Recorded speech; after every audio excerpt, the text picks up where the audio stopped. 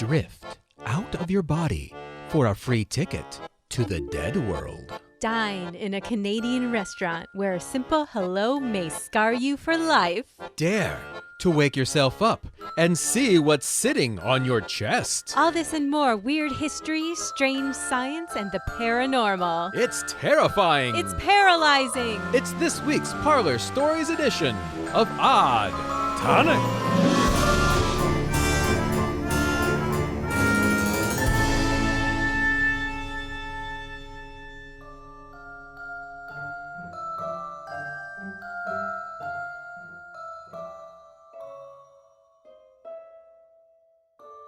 Welcome to the Parlour. I'm Jennifer. And I'm Maxwell. Please make yourself comfortable and have some tea, dear guest. We have a rather special show for you tonight.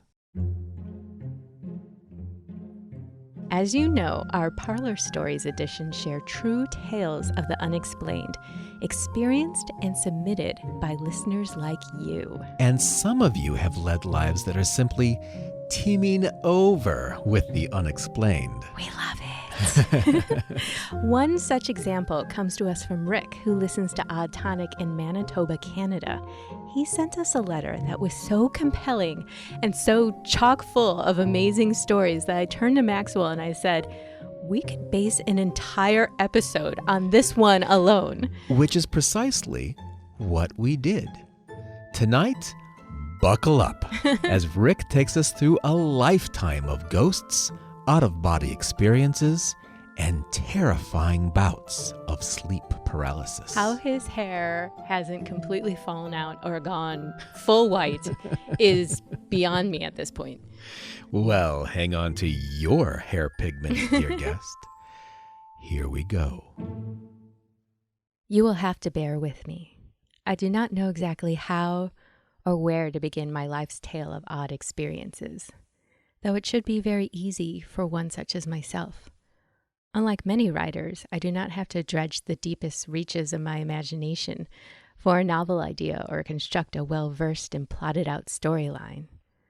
All that is required of myself is to recount and document the strange events that I have personally experienced. I will be upfront. I am a strange juxtaposition of being extremely open-minded when it comes to believing people's experiences, and a hard skeptic when it comes to believing the reason for their occurrence.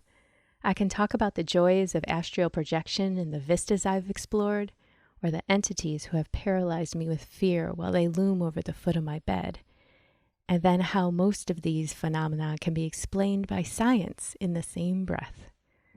I'm an atheist and a scientist by nature who looks for the logical explanation, but I do not discount people's experiences. How could I? I have so many of my own, and this is my telling.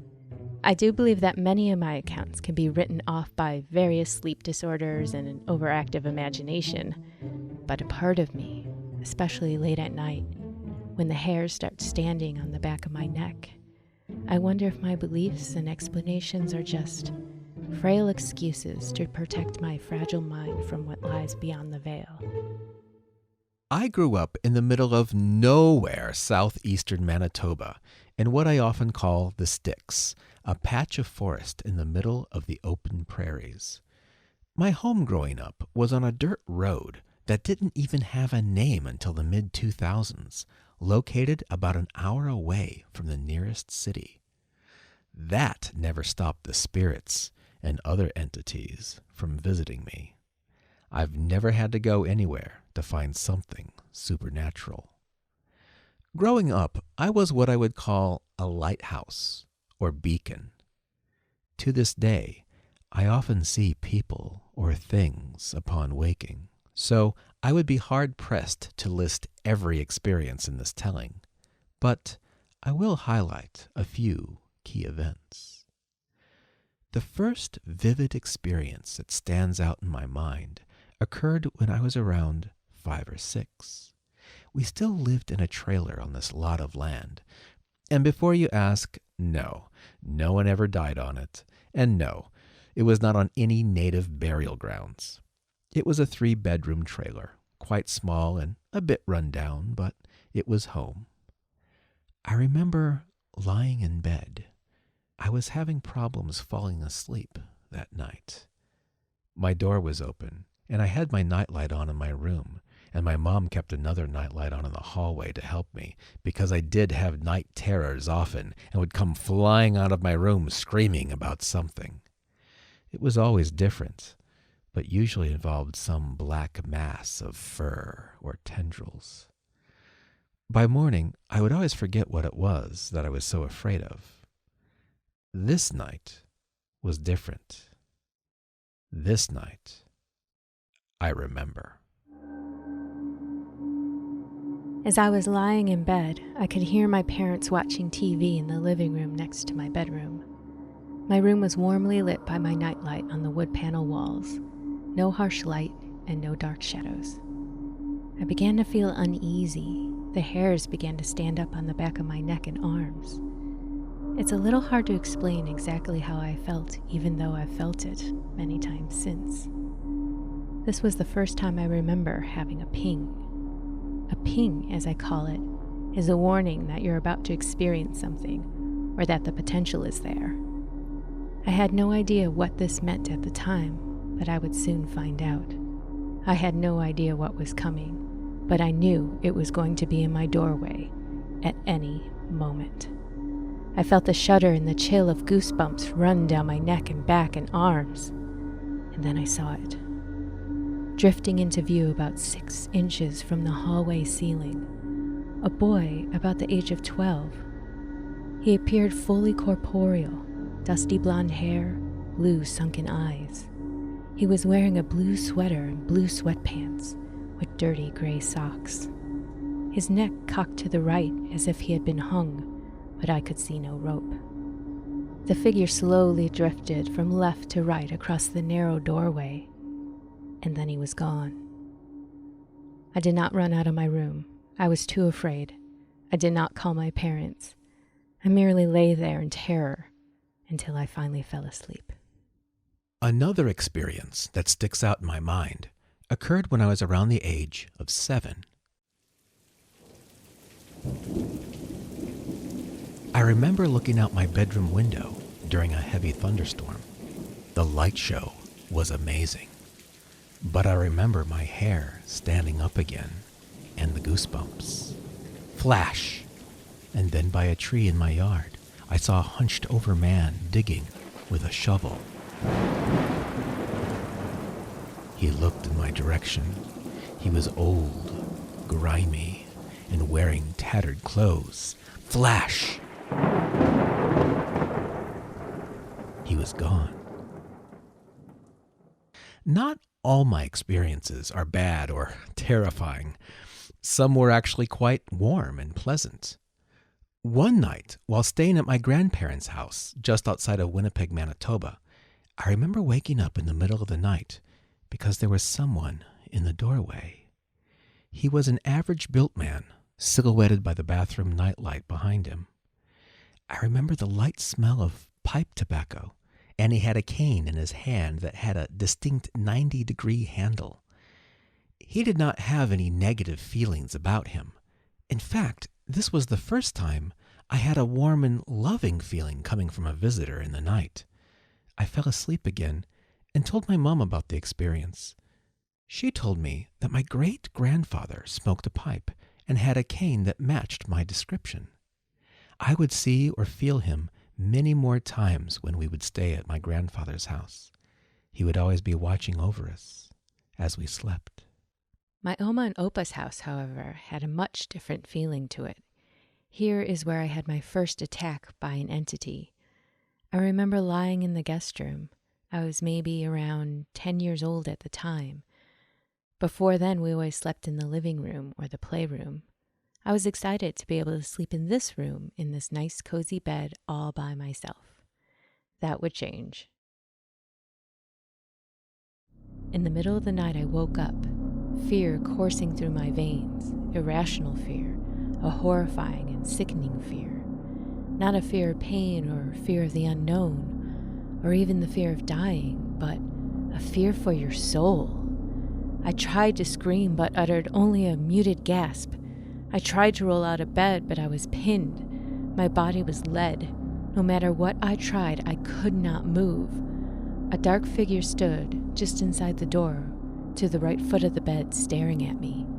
I willed as hard as I could to move, to scream, to do anything, but I could not. This thing had me and would not let me go. Eventually, it slowly dissipated, and I could move again. What Rykk describes here is a classic sleep paralysis experience. During sleep paralysis, people recount waking from sleep but being unable to move. Rykk will go into the scientific explanation later on. The eyes are the only part of the body that can still be controlled, and they fall upon what people describe as terrible apparitions in the room with them. Shadow people, demons, an old hag, and a man in a wide-brimmed hat are commonly reported. After a couple of horror-filled minutes that feel like a lifetime, the vision fades and mobility returns. 7.6% of the population is said to struggle with sleep paralysis. People with depression and anxiety are more likely to experience episodes at a much higher rate of nearly 32%. Now, back to Rykk. Talking with my family later, when I had the nerve to do so, my Oma and Opa did not seem to have anything to say about it. However, my father, aunt, and uncle all had experiences in that room. They all experienced being pinned down, but the entity was sitting on their chests. Ugh. In writing this, I am noting that these entities always seem to keep a certain distance from me, never getting closer than just out of arm's reach. I can count that as a stroke of luck, except for that one time, but you'll have to slog through a bit more background before I can retell that part of my story. My aunt also told me she had seen a woman with a small silver revolver in the house, and then there was that time my Opa found a finger bone in the dugout basement. That house is no longer standing. I hope whatever was there is now gone. Around the age of 12, I really began to gain an interest in the occult and New Age spiritualism. Being from a Catholic family, one would assume that it would be difficult to acquire such facets of knowledge. But my parents were supportive and open-minded to me learning about different forms of spirituality up to a point because they knew that I was being visited on a regular basis. My father had had a near-death experience when he was 3 years old, which set him firmly in the heaven and hell camp.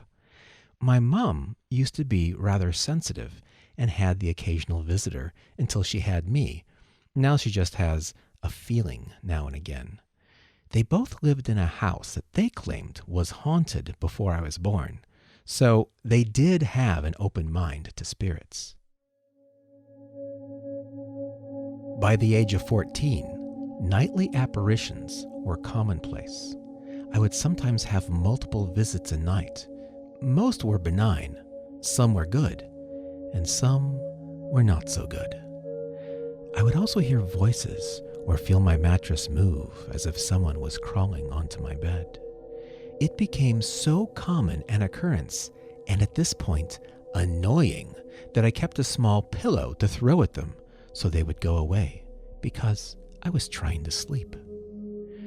One such casualty of my twilight pillow tossing was at a small boy, around 5 or 6, who was beside my bed. He looked worried and sad, like he was looking for something. He was not the first visitor that evening, and I really had no time for a midnight rendezvous, so I threw the pillow through him. He looked surprised, then scared, then extremely sad, and slowly curled into a ball, crying in the corner as he faded out. I fell back asleep, feeling sad for the poor boy. At this time, I was pretty good at meditation, seeing auras when I wanted to, and doing astral projection with the same ease as a narcoleptic taking a nap. We'll pause here a moment to discuss astral projection for those who might want a refresher. It is said that beyond the material plane in which we live, there is a spirit or astral plane, and inside our physical bodies, there is a spirit or astral body.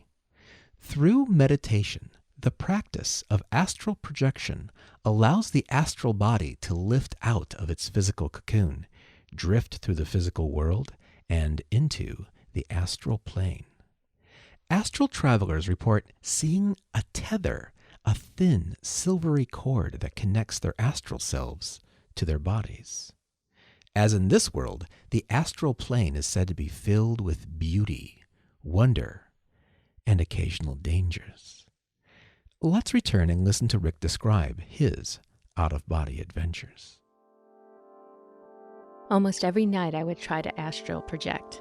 I loved the feeling of floating above my body, the feeling of my spirit arms writhing and twisting unnaturally as they detached from my body, the feeling of floating, drifting but always connected to my body by my silver cord, and the sound of my heartbeat, or Rancid blaring on my CD player. Often it would be black and starry, with splashes of color here and there, but open and wide and free-feeling. If I was lucky, I could pop over to what I called the dead world. It was pretty much a copy of this world, but dead. Dead black trees, purple skies, blue hues, and most objects and structures were gray, covered in dust. Oh yeah, and black tendrils, very much like the ones I see all the time when I wake from sleep. I don't know, call me weird, but it was peaceful and beautiful. Holy upside down from Stranger Things, Completely. Right? Yeah. I wonder if this is similar to the dead realm that some people see during dimension slips. Like what Wayne saw in his story in the last Parlour Stories Right. episode. I don't know. It might not quite be that because this zone sounds really dead. Moving on. Once, I was at my uncle's house just after Christmas, and I popped into a meditative state before I went to sleep.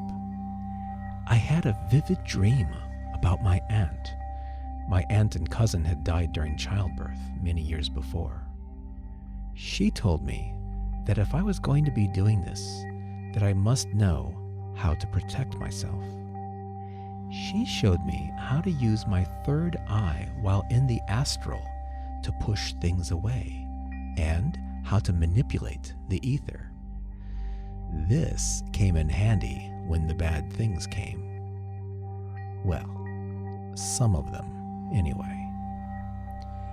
Around this time, my ex-girlfriend's stepdad had committed suicide after trying to do inappropriate things with her.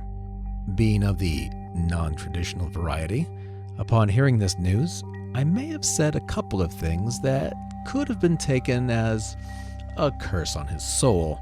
Hey, I was an angry, occulty teenager at the time. What do you expect? In any case, all was good. Until the summer.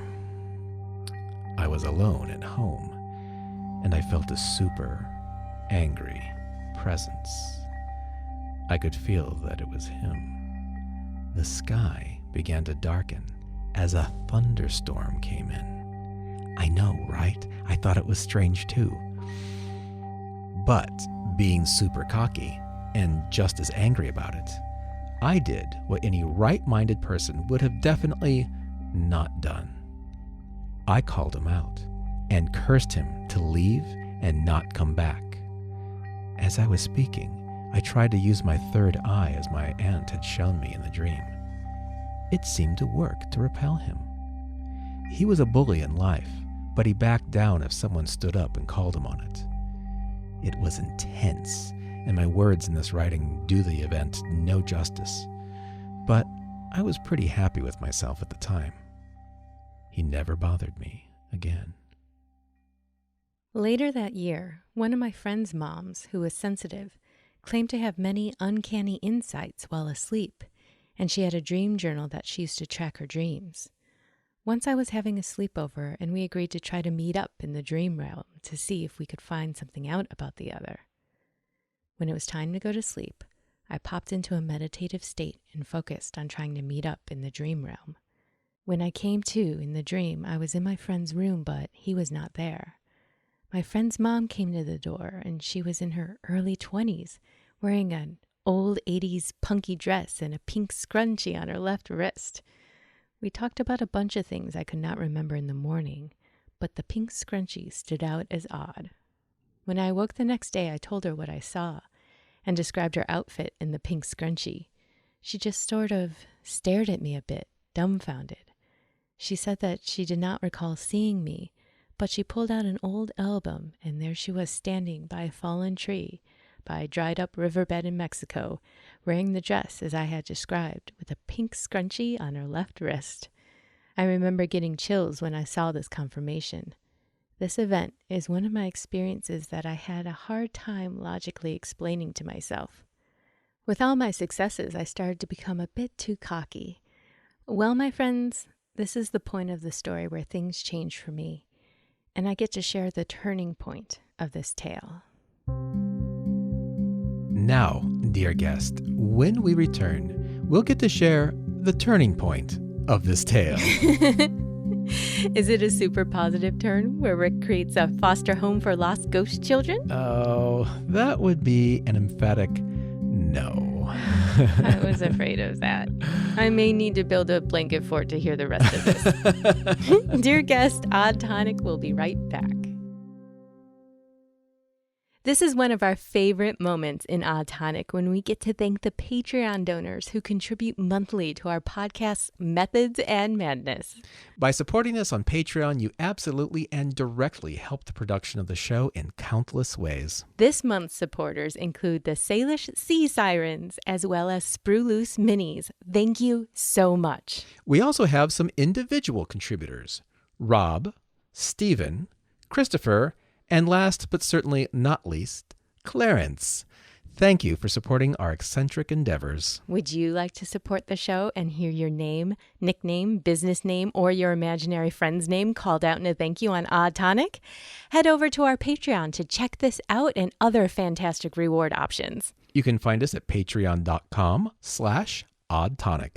Now let's return for more personal paranormal projections. Welcome back. In this special edition of Odd Tonic Parlour Stories, we have been following the young exploits of Rykk, a self-described beacon for spirits and astral traveler.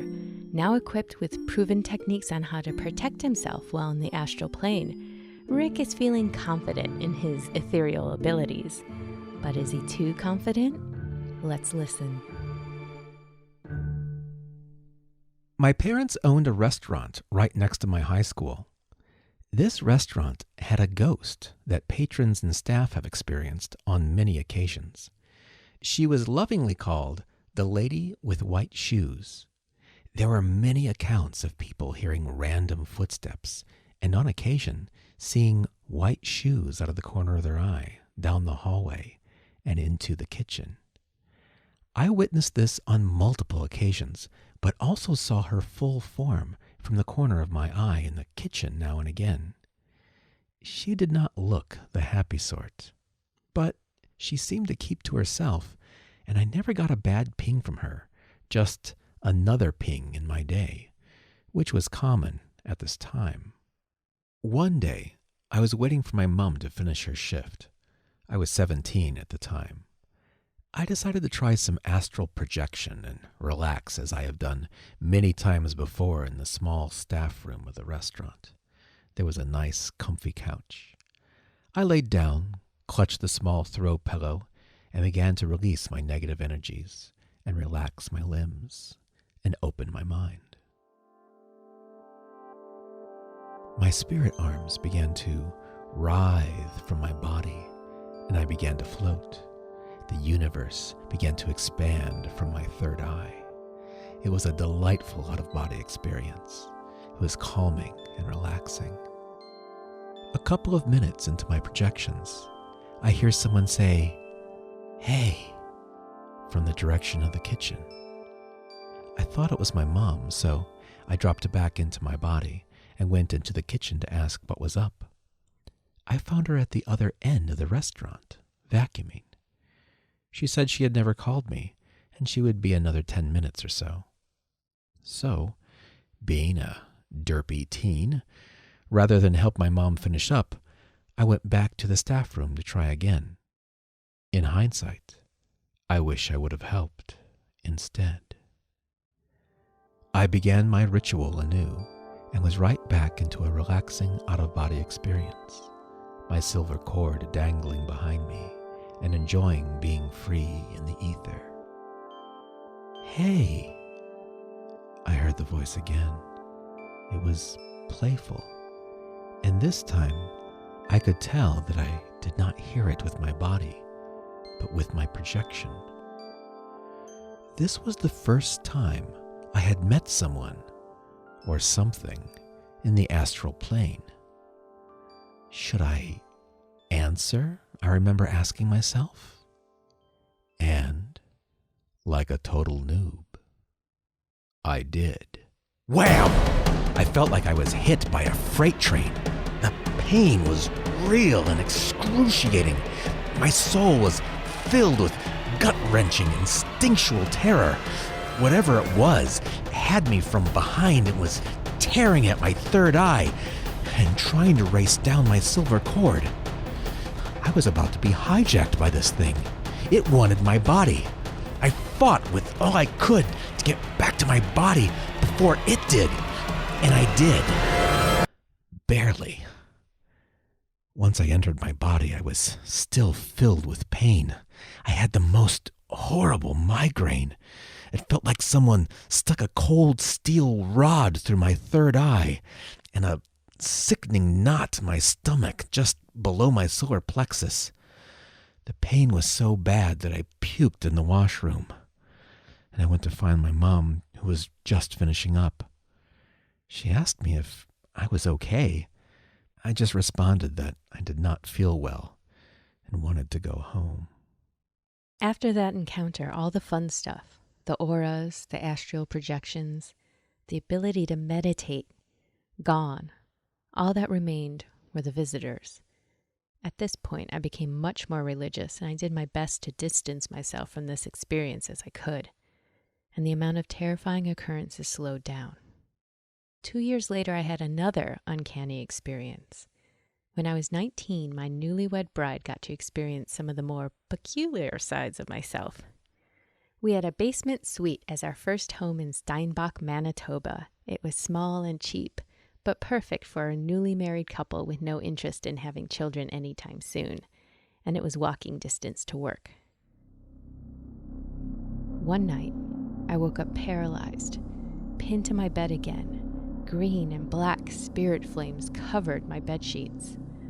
A woman with dark matted hair, wet like she came from the rain, and clothes like she was out on the town, stood at the foot of my bed, angrily staring at us. She was translucent. I could see my closet door behind her. She had waves of green aura with crackling black lines that shot around her like lightning. What would you have done, dear guest? Keep in mind, this is only 2 years after Rykk's astral attack. His bed is aflame in spirit fire. For the first time ever, a spectral assault is happening while sharing a bed with his wife. Is she in danger of attack? Is that possible? Are you panicking? Rykk certainly was. Listen to this. My first thought was for my wife.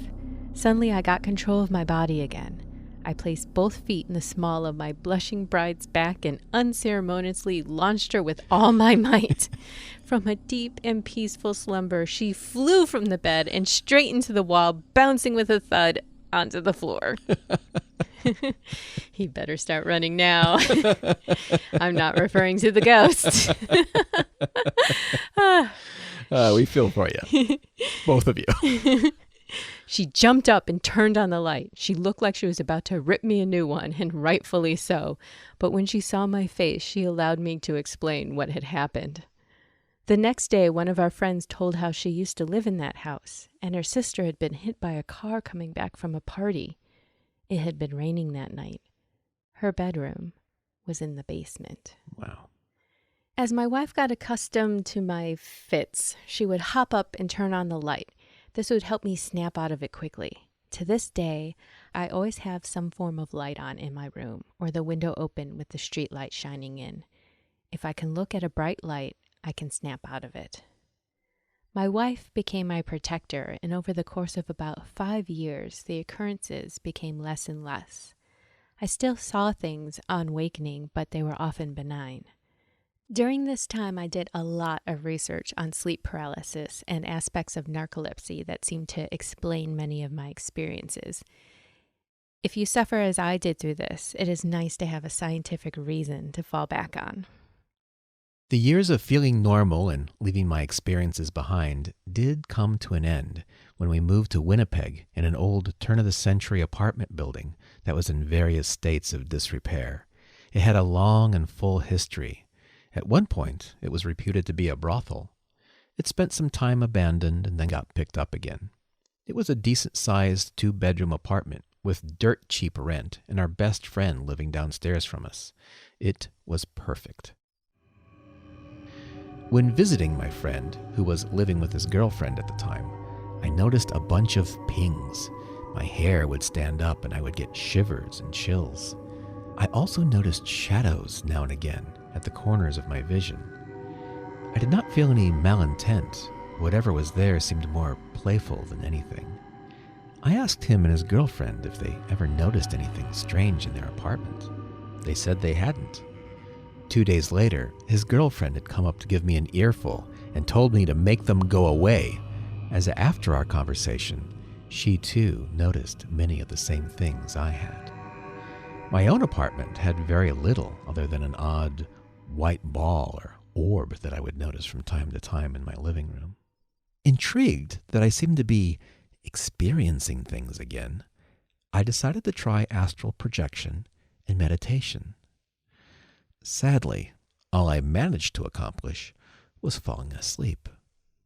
I did have many vivid dreams during that time, but those are not for these stories.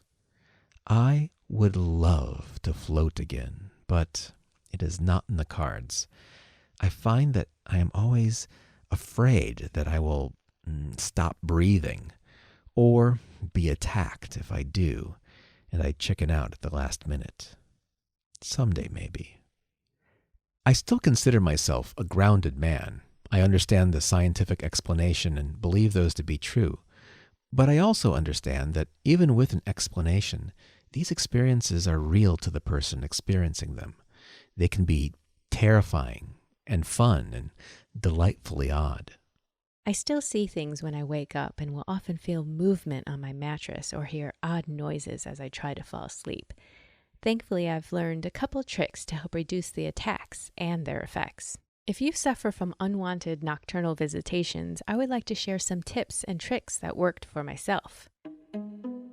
1. Scientific grounding. Familiarize yourself with the current research on sleep paralysis.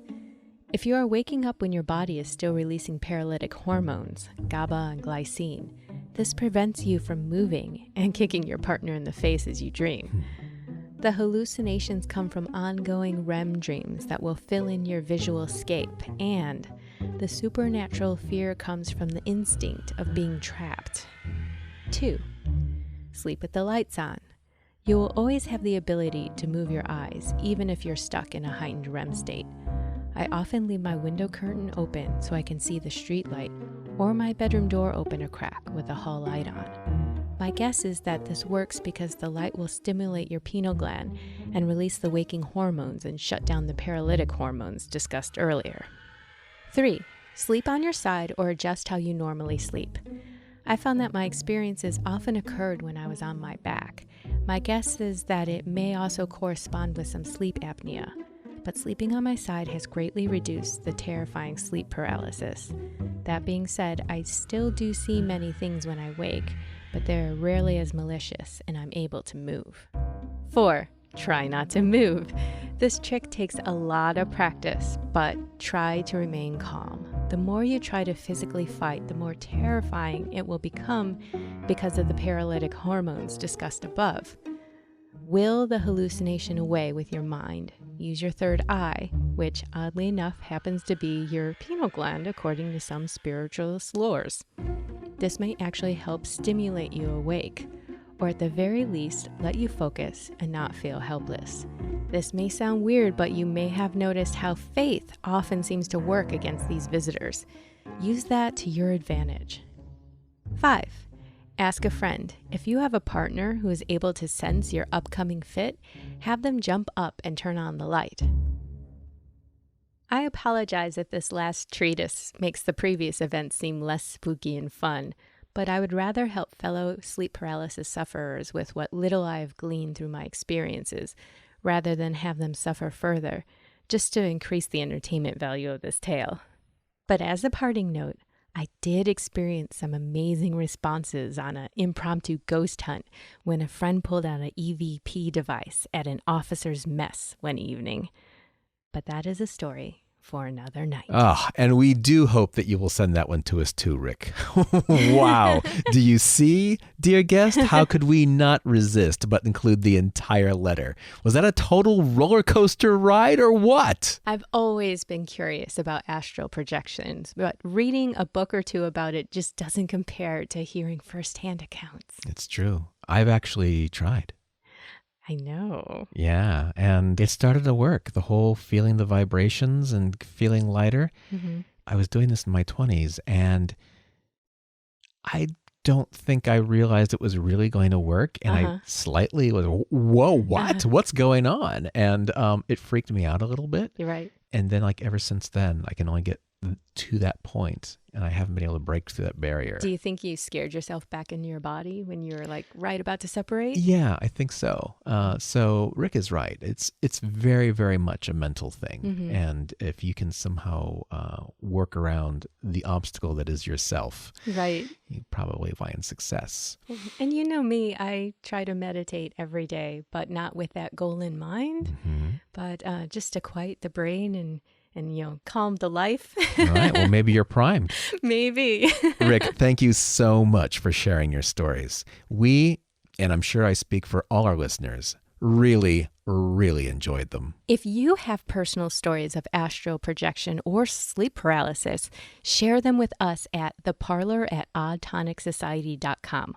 We might share them in an upcoming episode dedicated to both subjects. And that wraps up this Parlour Stories edition of Odd Tonic. Remember to subscribe so you never miss a show, and leave us a review on iTunes so others can find us too. Odd Tonic will be taking a brief summer holiday for the next 2 weeks, and will return 2 Mondays from now. But never fear, we'll be back with more weird history, strange science, and perilous paranormal passing out. This is, dear guest, goodbye for now. But remember, if you ever wake in the middle of the night to find strange forms at the foot of your bed, glowing with shimmering green auras while black lightning crackles around them, don't worry. It's just us. Good night.